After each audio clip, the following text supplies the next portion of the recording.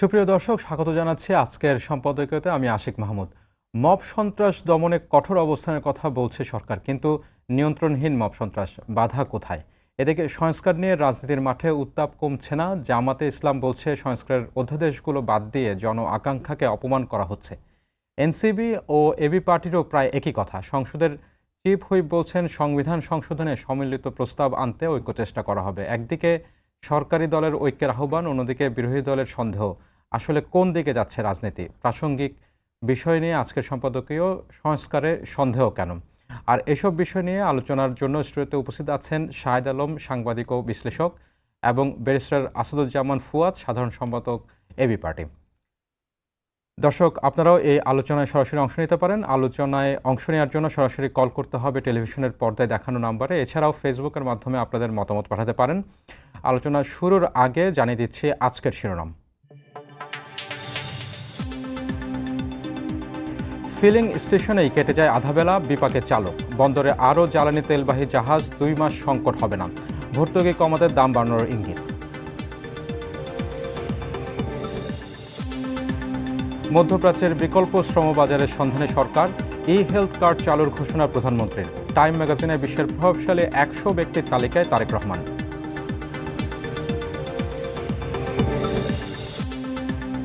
শাপলা চত্বরে হত্যা মামলায় আসামি হতে পারেন সাবেক আইজিপি মামুন, জানালেন চিফ প্রসিকিউটর। র্যাব থাকাকালে বিচার বহির্ভূত হত্যায় জড়িত থাকার অভিযোগ।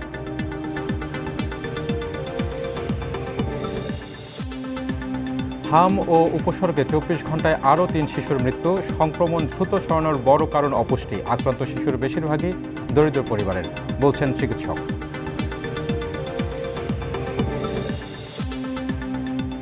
এবং লোহিত সাগর বন্ধে ইরানি হুমকির পর হরমুজ প্রণালীতে মার্কিন অবরোধ থেকে সরলেন ট্রাম্প। 2 দিনের মধ্যে ইসলামাবাদে আবারও শান্তি আলোচনা।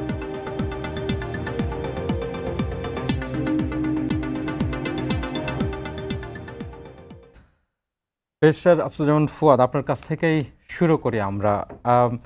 সরকার অভিযোগ করছে বিরোধী দল সংবিধান সংস্কারের নামে সরকারের যে উন্নয়ন কর্মকাণ্ড, সেই উন্নয়ন কর্মকাণ্ডকে বাধাগ্রস্ত করছে। প্রধানমন্ত্রী তারেক রহমান স্বয়ং তিনি গতকাল এক জনসভায় বলেছেন টাঙ্গাইলে যে বিরোধী দলের উপরেই স্বৈরাচারের ভূত চেপে বসেছে কিনা, এ ধরনের প্রশ্ন এসেছে। আর অন্যদিকে আপনারা বলছেন, বিরোধী দলগুলো বলছে যে সরকার এই সংস্কারের অঙ্গীকার থেকে সরে এসেছে বা প্রতিশ্রুতি ভঙ্গ করছে।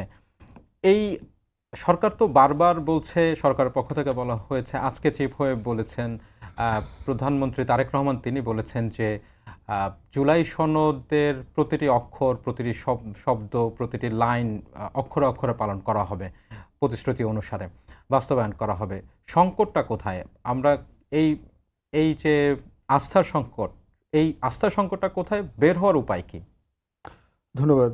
প্রথম কথা হচ্ছে যে ওয়েস্টমিনিস্টার পলিটিক্সে বিরোধী দল কখনো স্বৈরাচার হতে পারে কিনা, এটা সম্ভবত পারহ্যাপস এই প্রথমবার শুনলাম আর কি। যার কাছে ক্ষমতা নাই সে বিরোধী দল, সে স্বৈরাচার কিভাবে হয়? হিস্টোরিক্যালি অথরিটেরিয়ান রেজিম কায়েম করে কে? স্বৈরশাসক হচ্ছে সরকারি দল। সো টেকনিক্যালি স্টেটমেন্টটা হচ্ছে ডেমোক্রেসির সাথে ফান্ডামেন্টালি ফ্লড। আপনি বিরোধী দলের পারফরমেন্স নিয়ে সংসদে অবশ্যই প্রশ্ন রেজ করতে পারবেন যে জনগণের যেই প্রত্যাশা, সরকারি দলকে যেই লেভেলে জবাবদিহিতা করা দরকার, অ্যাকাউন্টেবল করবার জন্য যে পাবলিক বিষয়গুলোকে নোটিসে এনে বিতর্ক করা দরকার, সেগুলো তারা করতে পারছে কিনা সেটা নিয়ে অবশ্যই বিরোধী দলের সমালোচনা করবার সুযোগ আছে। কিন্তু বিরোধী দল স্বৈরাচার হওয়ার তো টেকনিক্যালি কোনো গ্রাউন্ড নাই এবং ক্ষমতাও নাই। এটার প্রেক্ষাপটটা বলেছেন, তিনি বলেছেন যে এর আগে যখন বিএনপি সরকার ক্ষমতায় আসে তখন সেই সময়কার যে বিরোধী দল আওয়ামী লীগ, তারা বলেছিল যে এই সরকারকে তারা একদিনও শান্তিতে থাকতে দেবে না।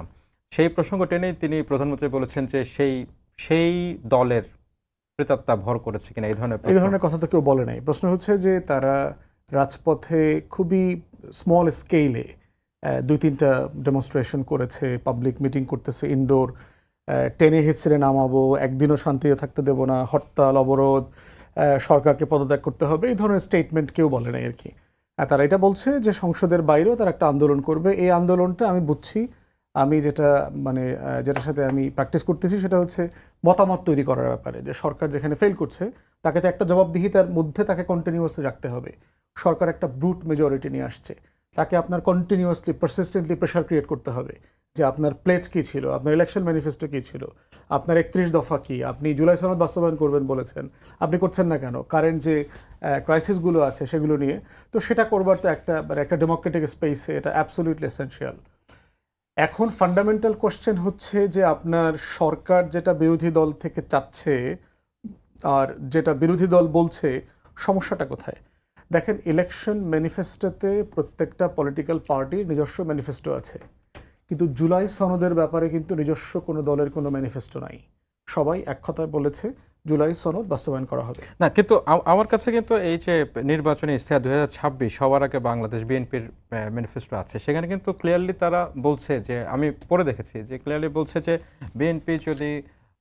বিএনপি নেতৃত্বাধীন জোট যদি জনগণের ভোট পায় এবং সরকার গঠন করতে পারে, তাহলে যেই জুলাই সনদ তারা অঙ্গীকার করেছিল সেই জুলাই সনদ তারা বাস্তবায়ন করবে। আসলে আমি একমত হলাম, বললাম তো যে বাংলাদেশে যারা নির্বাচন করেছে প্রত্যেকটা রাজনৈতিক দল তার ম্যানিফেস্টোতে বলেছে জুলাই সনদ বাস্তবায়ন করবে।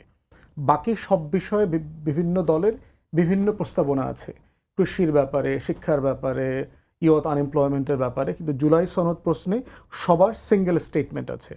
তাহলে প্রশ্ন হচ্ছে জুলাই সনদটা যেভাবে আমরা স্বাক্ষর করলাম, যেইভাবে বাস্তবায়ন করা হবে বলে গণভোটে আমরা সম্মতি নিলাম, সেইভাবে বাস্তবায়নটা হচ্ছে না কেন? এটা করে ফেললে যেটা হতো, সরকারের কাজ কমে যেত তো। এবং এই যে 133টা অধ্যাদেশ যার সাথে কিছু সাংবিধানিক বিষয় জড়িত আছে, এগুলোর তো আমরা একমত হয়েছি করবার ব্যাপারে। আপনি এগুলোতে হাত দেওয়ার দরকার কি ছিল? বলা হচ্ছে একটা যুক্তি, প্রচুর মিথ্যাচার করছেন আমাদের মন্ত্রীরা পার্লামেন্টে, সংবিধানকে ঘিরে ধরে, বিভিন্ন আইনের রেফারেন্সে ধরে জাতিকে মিসলিড করছেন, সংবিধানের দোহাই দিয়ে পার্লামেন্টকে মিসলিড করছেন, এবং এটা পরিপূর্ণভাবে হচ্ছে আপনার ইমপিচ হওয়ার মতো একটা অপরাধ মন্ত্রীরা যেটা করছেন। এবং একাধিকবার এগুলো নোটিশ করা হয়েছে যে ওনারা মিথ্যা কথা বলছেন। এখন ওটা বলা যাবে না, এটা অসত্য কথা বলছেন, এতটুকু বলা নাকি যাবে? তাহলে প্রশ্ন হচ্ছে এটা করতে গেলেন কেন? অধিকতর ভালো বিল আপনি গুমের ব্যাপারে আনবেন, মানবাধিকার কমিশনারের ব্যাপারে আপনি বেটার স্ট্যাচুটরি প্রস্তাবনা দেবেন, তাহলে অধিকতর মানে হচ্ছে যে এটা ন্যূনতম একটা ভালো বিল। অধিকতর মানে তো তাই, এটা খারাপ না। তাহলে ন্যূনতম যেটা ভালো আছে এটাকে আপনি আপাতত অ্যাকসেপ্ট করলেন না কেন? প্রস্তাবনা, আপনি বাজেট অধিবেশনের অনেক ব্যস্ত, বাজেটের পরে আপনি উইন্টার সেশনে আপনি নতুন করে প্রস্তাবনা আনবেন, বললেই তো হইতো যে আমরা এখানে আমাদের সংশোধনী আছে, রিজার্ভেশন আছে আমাদের দলের পক্ষ থেকে, তবে যেহেতু গণভোটে রেফারেন্ডামে আমরা ম্যান্ডেট নিয়ে আসছি, আমাদের ইলেকশন ম্যানিফেস্টোতে বলা ছিল যে আমরা এটা বাস্তবায়ন করব, এইটা আমরা বাস্তবায়ন করে ফেলছি, পাশ করে ফেলছি, তবে এটার ব্যাপারে প্রস্তাবনা সংশোধনী আমরা পরের সেশনে দিব, এটা বলে আপনি এটা পাশ করে ফেলতেন। তাহলে আপনি অপ্রয়োজনে এই 16টা বিষয় কেন রেজ করলেন? এরপরে দেখেন যে গণভোট অধ্যাদেশ সহ কয়েকটা অর্ডিন্যান্সের কথা বলা হয়েছে, এগুলো ল্যাপস হয়ে গেছে, এই জন্য পার্লামেন্টে তোলেন নাই। দেখেন, এই যুক্তিটা খুব দুর্বল যুক্তি। আমরা ধরেন ম্যাট্রিক ইন্টার পাশ করেছি না, আমাদের একটা চোতা আছে না, সার্টিফিকেট আছে না, এটা কোনো কাজে লাগে? আর জীবনে কোনো দিন কাজে লাগবে? ধরেন আমার জীবনে এই চোতা আর কোনো দিন কাজে লাগবে না। আমার যত চোতা আছে, সার্টিফিকেট আছে, কারণ আমি এমন পেশায় আছি, এই পেশায় এই সনদ দেখায় আমার আর কিছু করতে হবে না, আমি আর জীবনে কোনোদিন চাকরি করব না। কিন্তু এর মানে কি আমি এটা পড়ায় দিই? আপনার সার্টিফিকেটটা কি আপনি পড়ায় দিচ্ছেন? কোনো কাজে লাগে না তো এখন আর। এর মানে হচ্ছে গণভোটের অর্ডিন্যান্সটা হচ্ছে এরকম একটা হিস্টোরিক ডকুমেন্ট, যেটা আর্কাইভ করে রাখতে হয়। উত্তর পুরুষের প্রজন্ম আসবে, 24-এ একটা গণ অভ্যুত্থান হয়েছিল, এটা নিয়ে একটা জুলাই সনদ হয়েছিল, এটাকে কেন্দ্র করে একটা গণভোট হয়েছে, এইটা হচ্ছে সেই অধ্যাদেশের একটা কপি, যেটা ল্যাপস হয়ে গেছে সত্য, এটার কোনো কাজে লাগবে না, কিন্তু এরকম একটা হিস্টোরিক্যাল মোমেন্টকে প্রিজার্ভ করে রাখার একটা জাতীয় দায়িত্ব ছিল। তো যে যুক্তি দিয়ে বলা হচ্ছে যে অধ্যাদেশটা আসলে প্রয়োজন নেই, অধ্যাদেশ যদি ল্যাপস হয়ে যায়, জুলাই সনদ কি ল্যাপস হয় কিনা? না, তা হবে না, ওটা তো অন্য আলোচনা। তো ওটা অন্য আলোচনা, বাট বলছি যে 4টাতে আপনি বলছেন ল্যাপস হয়ে গেছে বলে আপনি রেটিফাই করলেন না, খুবই দুর্বল যুক্তি। তাই আমরা বলছি জুলাই সনদের যেই জায়গাগুলো সরকার রেটিফাই করলো না, যেই যুক্তিতে করলো না, এই যুক্তিটা কনভিন্সিং না।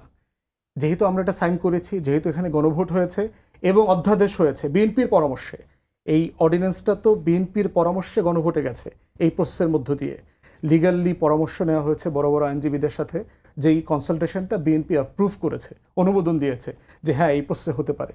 সাডেনলি আপনি সংবিধানের দোহাই দিয়ে এইটা অর্ডার না অর্ডিন্যান্স, এটা সংবিধানের সাথে যায় কি যায় না, এটা পুরুষ না, কিন্তু বিএনপি কিন্তু এই একই অর্ডিন্যান্সের বিষয়, এই গণভোট আদেশের বিষয়ে বিএনপি কিন্তু আদেশ হওয়ার পর থেকেই তাদের রিজার্ভেশন দিয়েছে, তারা বিএনপির পক্ষ থেকে বলা হয়েছে যে যেইভাবে এই অধ্যাদেশ হতে পারতো, যেভাবে এই আদেশ হতে পারতো সেভাবে হয়নি।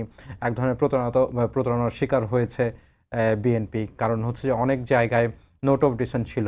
আদেশ অধ্যাদেশের ব্যাপারে বলে নাই, কিছু কিছু জায়গাতে বলেছে যে আমাদের সেই প্রশ্নগুলোর ক্ষেত্রে তো সেখানে যে তিনটি প্রশ্ন গুলো যেখানে উল্লেখ করা দরকার ছিল সেখানে করা হয়নি। প্রশ্ন হচ্ছে অধ্যাদেশ জারি করবার পরে নভেম্বরে সেইটা প্রতিবাদ করেছে কিনা, কোর্টে চ্যালেঞ্জ করতে পারতো, তো বলতে পারতো যে অধ্যাদেশটা আমার সাথে একমত না। রাজপথে করেছে না, আমরা সংবাদ দেখিয়েছি, তেমন কিছুই করে না। আমি তো কমিশনের মিটিং এ রেগুলার উপস্থিত ছিলাম। বিএনপি নেতৃবৃন্দ ডেলিগেশনের পরামর্শেই এই টোটাল লিগ্যাল প্রসেসটা ফলো করা হয়েছে। কিভাবে করা হবে, কিভাবে গণভোটে যাওয়া হবে, এর প্রত্যেকটা কাজের সাথে বিএনপির অনুমোদন জড়িত। না, আমি তো বলছি যে এইটি বিএনপির পক্ষ থেকে স্পেসিফিক ভাবে বলতে গেলে সাউদ্দিন সাহেবের পক্ষ থেকেই বলা হয়েছে, যখন একটা মতে আসা যাচ্ছিল না যে কিভাবে জুলাই সনদ বাস্তবায়ন হবে, তখন এই গণভোটের প্রসঙ্গটি আসে।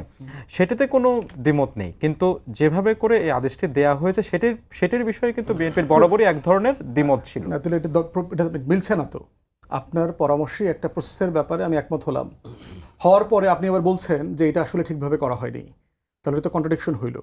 পুরো প্রসেস ফলো করার ব্যাপারে প্রত্যেকটা জায়গাতে বিএনপি লিডারশিপের সাথে আলোচনা করে অনুমোদন নিয়ে সম্মত হয়েই ঐকমত্য কমিশন এই জায়গাতে আসছে, এবং আমরা সবাই আলোচনা করে এখানে একমত হয়েছি। সেই জায়গাগুলোতে এখন সংবিধানের দোহাই দিয়ে এটাকে আন্ডারমাইন করলে যেটা হচ্ছে, ওই যে ট্রাস্ট বিল্ডিং আপনি বলছেন, সরকারি দল বিরোধী দলকে বিশ্বাস করছে না, বিরোধী দল সরকারি দলকে বিশ্বাস করছে না, তাহলে আপনি ন্যাশনাল ক্রাইসিস মোমেন্টে আপনি একসাথে কাজ কিভাবে করবেন? আজকে যে সংকটে আমরা পড়েছি, জ্বালানি সংকট, অর্থনীতি, যদি যুদ্ধ কন্টিনিউ করে, অর্থনীতি ভেঙে যায়, আপনার সবাইকে তো একসাথে কাজ করতে হবে। তো এগুলো এমন ইস্যু, এটা পার্লামেন্টে সব দল একসাথে কাজ না করলে পুরো জাতিকে সাফার করতে হবে। সেটা বাদ দিয়া আমরা একটা একমত হওয়া জিনিস নিয়ে এখন তর্ক করছি সবাই। যে ফুয়াদ ভাই, এই বিষয়ে খুব সম্ভবত শাহেদ আলম ভাই আপনার মনে হয় দ্বিমত আছে। আমি দেখছিলাম যে আপনি মাথা নাড়ছিলেন। একই সাথে আমি ছোট্ট করে একটা জিনিস যোগ করতে চাই, একই প্রসঙ্গে ছোট একটা জিনিস যোগ করতে। সেটা হচ্ছে যেটি ফুয়াদ ভাইও বলছিলেন, সেটি একই প্রশ্ন আমারও, যে গণভোটের ক্ষেত্রে হ্যাঁ এর পক্ষে 68% ভোট পড়েছে। সেটি যেই প্রক্রিয়ায় হোক না কেন, সেটা নিয়ে বিএনপির বিভিন্ন মত দ্বিমত নানান বিষয় আছে, কিন্তু সেটি অস্বীকার করার তো কোনো সুযোগ নেই। ওকে, অনেক ধন্যবাদ ব্যারিস্টার ফুয়াদকে, ধন্যবাদ আপনাকেও ধন্যবাদ। প্রথম কথা হচ্ছে, গণভোটের ফল কেউ অস্বীকার করছে না। আমি ব্যাখ্যা করেছি, গণভোট একটা ইনজেকশনের নিডলের মতো, যেটা একবার ব্যবহার করা যায়। গণভোট আমার ব্যবহৃত হয়ে গেছে, আমার শরীরে পুশও করা হয়েছে মেডিসিন, ইলেকশন হয়ে গিয়েছে। গণভোটটা কি ছিল? গণভোট ছিল যে সংস্কার আপনি চান কি চান না। এই যে ঐকমত্য কমিশন 9 মাস ধরে যে আলোচনা করলো এবং যেই সনদ তৈরি করলো, এই সনদের পক্ষে আপনার মানে এই সংস্কারগুলো হবে। কিভাবে হবে? লেখা আছে, সংবিধান সংশোধন সাপেক্ষে যদি কোনো দল মেজরিটি পায়, তাহলে তারা তাদের পরিকল্পনা, তারা যেভাবে ওয়াদা করেছে সেই মোতাবেক হবে, তাদের যে নোট অফ ডিসেন্ট এবং তাদের হবে। তো গণভোটটা কি? গণভোটটা হচ্ছে আপনি কি এই প্রক্রিয়াটাকে সমর্থন করছেন কিনা। জনগণ বলছে সমর্থন করছি, কিন্তু ওনারা ঐতিহাসিকভাবে এটার যে ব্যাখ্যা দিচ্ছেন সেটা হলো যে এর ভিতরে যেটা লেখা আছে এটা সবই পুঙ্খানুপুঙ্খভাবে পালন করার জন্য জনগণ রায় দিয়েছে।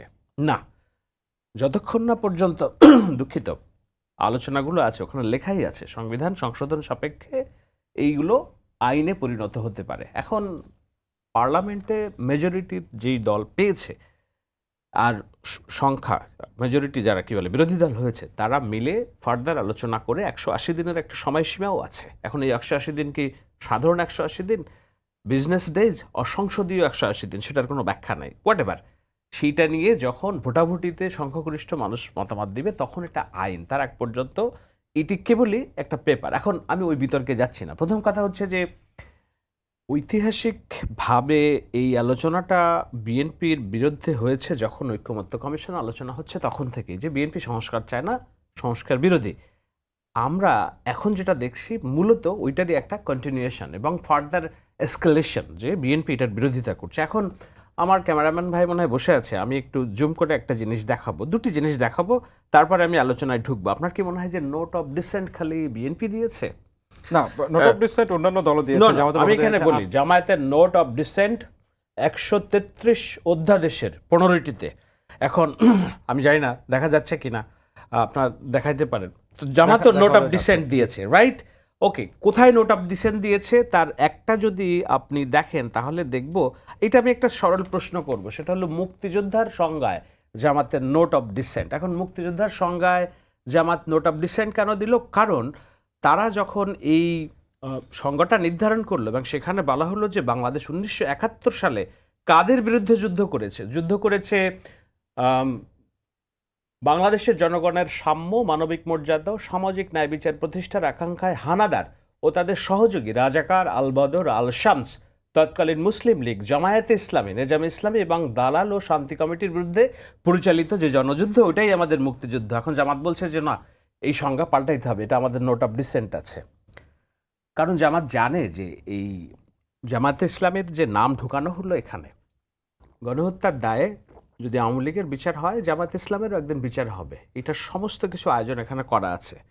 তো সেই জায়গায় এখন জামাত তো অন্য কিছু বলতে পারতেছে না, তার ব্যথা যে শরীরে একটা জায়গায়, সেটা সে স্পষ্ট করে বলতে পারছে না। বললে তো ধরা খেয়ে যাবে যে না, তুমি এখানে 71-এর বিষয়ে তোমার আমরা পাশ করে দিছি বলে তোমার গাত্রদাহ।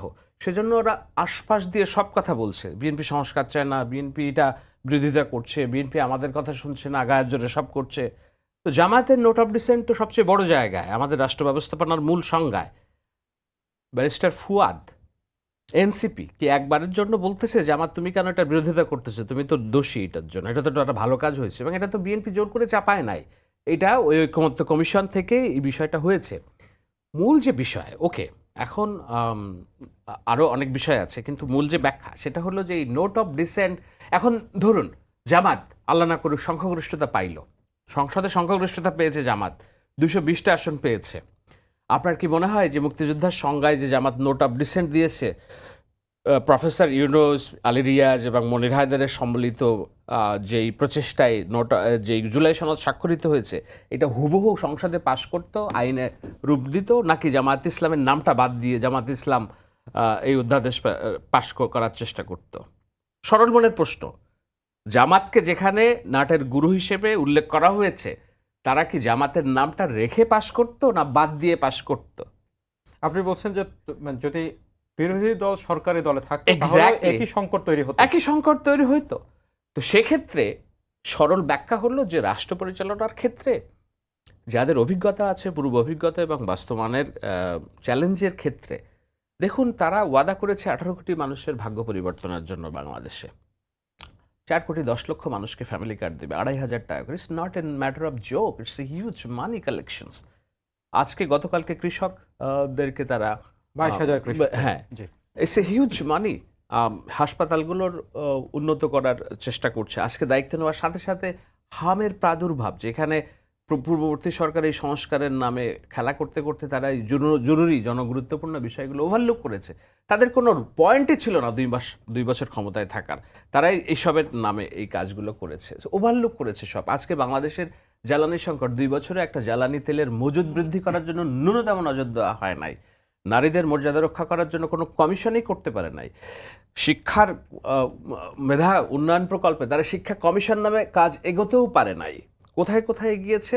এই যে সংবিধান এবং অন্যান্য বিষয়, একটা নির্বাচিত গণতান্ত্রিক সরকারকে জনগণের মেজরিটিতে যারা সুপারম্যান হিসেবে ভোট দিয়ে জনগণের ভাগ্য পরিবর্তনের জন্য চিন্তা করছে, তাদের হাত পা কেটে ফেলার যে তড়িঘড়ি, সেখানেই এই সংস্কার। আমি তো আগেই বলেছি, বাংলাদেশ রাষ্ট্রের সামনে যে একটা বড় ভয়, টেনশন, যে একটা রাষ্ট্র ডানপন্থী রাজনীতির খপ্পরে পড়তে যাচ্ছে, সেই দিকে একটা লাইন তারা লেখে নাই। লিখেছে নারীদের মনোনয়ন দিতে হবে 5%। জামাত একজনকেও দেয় নাই। আপনারা কি জামাতকে কৈফিয়তের মধ্যে আনতে পেরেছেন যে কেন আনতে পারেন না? আপনি জুলাই সনদে স্বাক্ষর করেছেন, আপনি কেন মানেন নাই? সুতরাং এই যে দোষ ত্রুটি এবং পিছু হটার যে রাজনীতি, এটা দুই পক্ষ থেকেই আছে। বিএনপি যে আমি ধোয়া তুলসী পাতার মতো আচরণ করছে সব সর্বা এরম না, কিন্তু তাদেরকে দেখতে হচ্ছে যে রাষ্ট্র পরিচালনার ক্ষেত্রে আমার প্র্যাকটিক্যাল এক্সপিরিয়েন্স থেকে যদি আমি দেখি রাষ্ট্রকে এগিয়ে নিতে হয়, তাহলে আমি খাদ রাখতে পারো না। একটা উদাহরণ, সেটা হলো গুম কমিশন, যেটা নিয়ে সবচেয়ে বেশি কথা হচ্ছে। এখানে মার্চে মাসির আবদার বেশি মনে হচ্ছে। গুমের রাজনীতির শিকার হয়েছে সবচেয়ে বেশি কোন দল? বিএনপি, যিনি ঐক্যমত্য কমিশনে বিএনপি রিপ্রেজেন্ট করেছে সালাউদ্দিন আহমেদ নিজেই গুমের শিকার। উনি কি চাইবেন তার স্ত্রী, ইলিয়াস আলীর স্ত্রী, তাসনির রুশদি সংসদ সদস্য, ডেড বডিটাও পাওয়া যায় না এখনো, ওনারা কি চাইবেন যে রাষ্ট্র পরিচালনার ক্ষেত্রে যেইভাবে শেখ হাসিনার মাফিয়াতন্ত্র কাজ করেছে ওনারাও সেই একইভাবে কাজ করবেন? প্রবলেমটা কোথায়? কিন্তু আমি বলি প্রবলেমটা কোথায়? প্রবলেমটা হলো বিশেষ রাজনৈতিক উদ্দেশ্য প্রণোদিতভাবে ইউনূসের গুম কমিশন বাংলাদেশের সামরিক বাহিনী, প্রতিরক্ষা বাহিনীকে যে পঙ্গু করার মিশনে নেমেছিল নাবিল ইদ্রিসের নেতৃত্বে, একজন জামায়াতি কর্মীর নেতৃত্বে, সেইখানে অনেক ত্রুটি আছে। আপনি যদি ওই সুপারিশ সহই গুম কমিশন বাস্তবায়ন করেন, ইদার আপনার প্রতিরক্ষা বাহিনীর ভিতরে অচল অবস্থা তৈরি হবে, আপনি রাষ্ট্রের নিরাপত্তা বিধান করতে পারবেন না, আপনি সরকার পরিচালনা করতে পারবেন না, ট্রাস্টের সংঘাত তৈরি হবে। সে কারণেই বিএনপি বলছেন নো, আমরা এটা বাদ দিচ্ছি না, আমরা আরো একটু স্ক্রুটিনাইজ করবো, সংশোধিত আকারে নিয়ে আসবো। এক্স্যাক্টলি, কারণ আমার রাষ্ট্র পরিচালনা করতে হবে, এই সেন্সিটিভ বিষয় এগুলা। সো এরকম আরো অনেক বিষয় আছে, আমি চাইলে প্রত্যেকটা জিনিসের ব্যাখ্যা দিতে পারবো। গুম কমিশনের ক্ষেত্রে বলছেন, কিন্তু মানবাধিকার কমিশন বা সুপ্রিম কোর্টের সচিবালয় গঠন বা সুপ্রিম জুডিশিয়াল কাউন্সিল গঠন, এই সকল বিষয় হচ্ছে সরকার কেন সেই মানে সেই দিকেই গেল? মানে সেই দিকে গেল উন্নত দেশে কিন্তু এই ধরনের উদাহরণ রয়েছে যেগুলো নির্বাহী থেকে সম্পূর্ণ আলাদা। আপনি বললেন তো সংসদ সচিবালয়, আইন সচিবালয়, উচ্চ আমি আদালত তো সচিবালয়। ওইটাও বলছি যে যেইটা আমি পারবো না, আমি যদি পারবো বলতাম তাহলে তো আমি ওই জায়গায় বলতাম যে আমি এটা পারবো, করে ফেলবো। একটা বিচারাঙ্গনে একজন বিচারক কতটা পারদর্শী, এখন বিচারাঙ্গনে বিচারক তো আমি কাঙ্গারু আদালত বানাইতে চাই না। ওইটা আমার সংস্কারের 3 সংস্কারের সবচেয়ে বড় সংস্কার। একটা হলো 5 বছর পর পর নির্বাচন, একটা হলো বিচারাঙ্গনকে মাফিয়াতন্ত্র এবং কাঙ্গারু আদালতের বাইরে আমার জনগণের বিচার ব্যবস্থা প্রতিষ্ঠা করা, এবং 3 নম্বর হচ্ছে যে পুলিশ যেন দলীয় কর্মী তাদের গায়ে সরকারি পোশাক পরিয়ে যেন মানুষের উপর হামলে না পড়ে। এই 3টা ব্যবস্থার সংস্কারই হলো একটা দেশের সবচেয়ে বড় সংস্কার আমি মনে করি। তো সেই জায়গায় বিচারাঙ্গনকে ডক্টর ইউনূসের সরকার 2 বছরে কিভাবে বিচারপতি নিয়োগ দিয়েছেন? উনি কি কোনো সার্চ কমিটির মাধ্যমে বিচারপতি নিয়োগ দিয়েছিলেন, নাকি মনে যাকে চেয়েছে তাকে বিচারপতি নিয়োগ দিয়েছেন? সর্বশেষ 22 জনকে যে বিচারপতিকে স্থায়ীকরণ হলো, আমি আদালত অবমাননার বাংলায় যেতে চাই না, কিন্তু এটাও তো সত্য যে একজন বিচারক তার পারদর্শিতা কতখানি সেটা যাচ করার জন্য প্রথা হলো 2 বছর তিনি বিচারাঙ্গনে কাজ পালন করবেন, তারপর নিজের যোগ্যতা অনুসারে স্থায়ী হবেন। সার্জিস আলমের শ্বশুর সহ 23 জনের মধ্যে 22 জনকে আপনারা স্থায়ী করলেন উইদিন 1 ইয়ার, প্রথা ভাঙলেন। তো আপনি যেই 2 বছর থেকে আপনি সংস্কারের সবচেয়ে বড় ঝান্ডা বাহী একজন এই হাইটের মানুষ এবং জ্ঞানী গুণী বুদ্ধিজীবী সুশীল সমাজ মিলিত একটা 2 বছরের সরকার, একটা বিচারাঙ্গন কিভাবে স্বাধীনভাবে চলতে হয়, বিচারক নিয়োগ কিভাবে হতে হয়, আপনারা যেটা দেখাতে পারেন নাই, আপনি কেন সেটা নির্বাচিত সরকারের কাছে এক্সপেক্ট করেন যে আমরা যেভাবে বলেছি তুমি সেভাবে করো?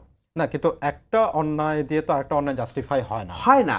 জি, আপনাদের সময় দিতে হবে যে না, এগুলোর কোনো কিছু তো উবে যাচ্ছে না। আমার রাষ্ট্র পরিচালনায় 1.5 মাসের একটু বেশি, 2 মাসের মতো বয়স সরকারের, 2 মাস এখনো কতগুলো হয়নি, ক্রাইসিস 2 দিন হ্যান্ডেল পরে 2 করতে মাস হচ্ছে। হবে। জি।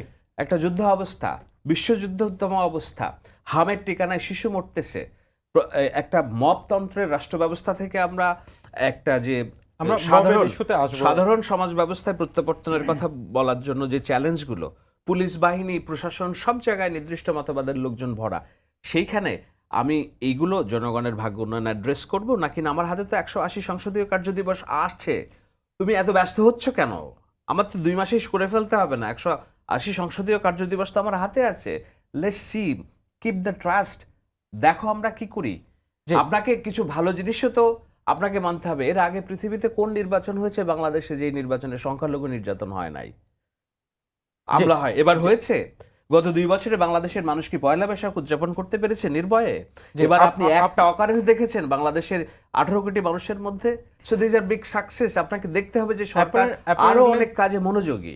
অ্যাপারেন্টলি অন্যান্য অনেক জাতীয় সংসদ নির্বাচনের চেয়ে এই নির্বাচন অনেকটুকুই সহিংসতা ছাড়া হয়েছে, এটুকু বলা যায়। আপনার পয়েন্টটি বুঝতে পেরেছি। বেশে ফুয়াদ, আপনার কাছে আবারও আসি।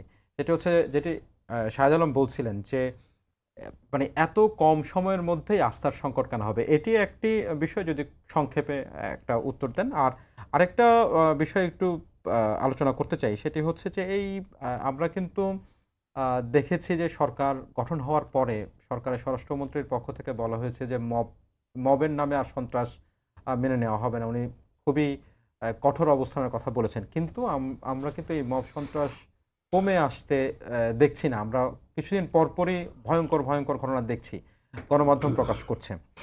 সেই বিষয়ে যদি আপনি কিছু বলেন। জি। প্রথম কথা হচ্ছে যে শাহেদ আলম ভাই একটু মিসলিড করছেন, সেটা হচ্ছে যে জুলাই সনদ সংবিধান সংশোধন করবার মধ্য দিয়ে বাস্তবায়ন করবার একটা ওয়াদা বিএনপির আছে, কথা সত্য না। জুলাই সনদে বলে দেওয়া আছে যে এই সনদটা কীভাবে বাস্তবায়িত হবে। তার ভিতরে আপনার মনে থাকার কথা যে এই নির্বাচনে যারা নির্বাচিত হবেন তারা ডুয়েল রোল নিয়ে নির্বাচিত হবেন। তারা সংসদ সদস্য এবং সংবিধান সংস্কার সভার শপথ নেবেন একই দিনে।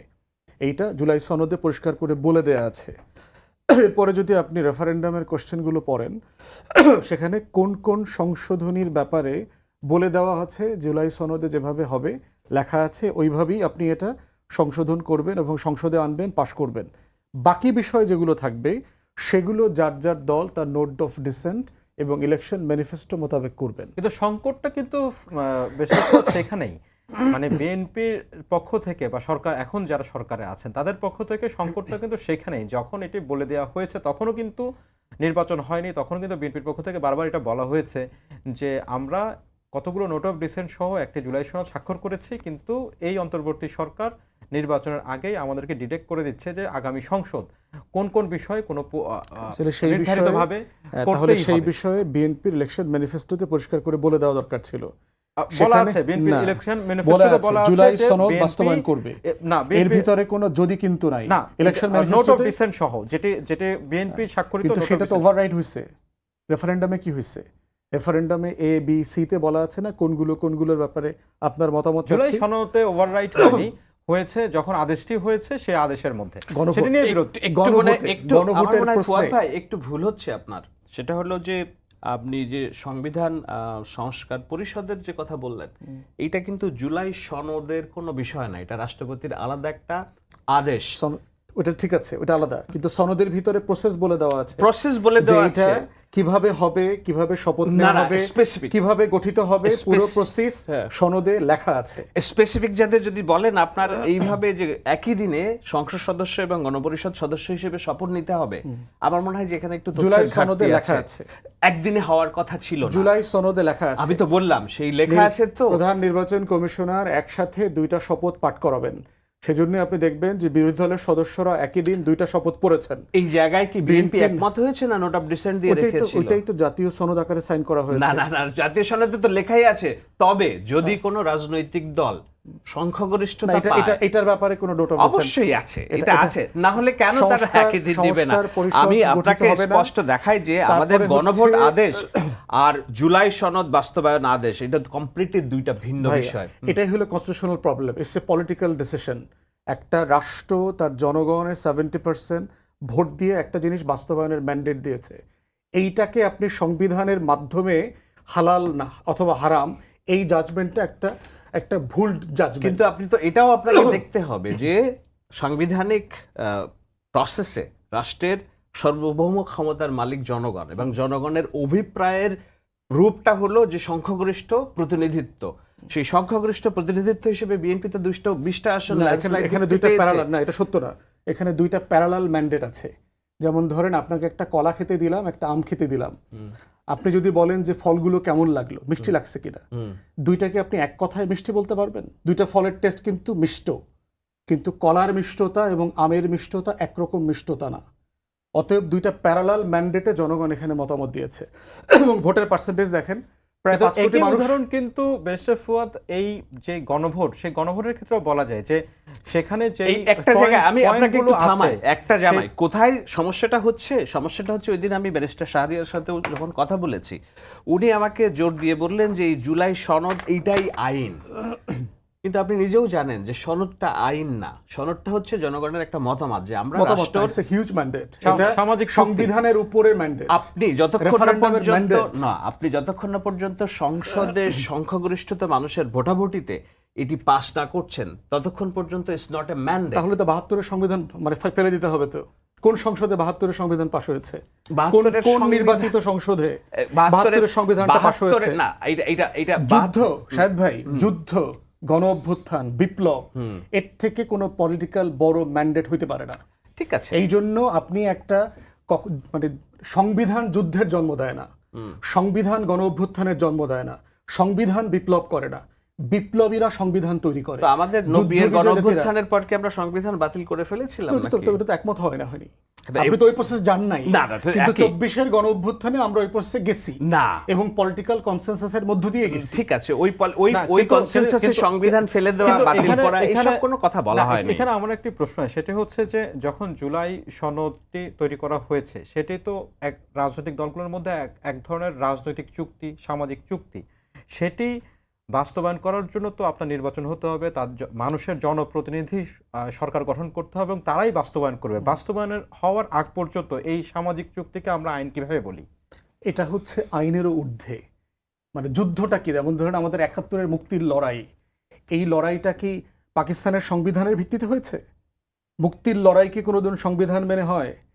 এরশাদের সময় তো একটা সংবিধান ছিল না, তাহলে 90-তে গণ অভ্যুত্থান হইল মানে কিভাবে? বাংলাদেশের মুক্তিযুদ্ধের সাথে, মানে 24-এর গণ অভ্যুত্থানকে আপনি বাংলাদেশের মুক্তিযুদ্ধ একটি প্রত্যেকটা- জনযুদ্ধ, প্রত্যেকটা লড়াই আরেকটি একটা গণ জাতির, অভ্যুত্থান, প্রতিটা এই লড়াই দুটিকে মিলানো কি গুরুত্বপূর্ণ। ঠিক হবে কিনা? এটা মিলানো ঠিক হবে, ঠিক হবে এই কারণে একটা জাতির মুক্তির লড়াইয়ে কন্টিনিউয়াসলি একটা এক্সটেনশন থাকে। একটা জাতির মুক্তির লড়াই কোনো বেঞ্চমার্কে ঠেকে যায় না।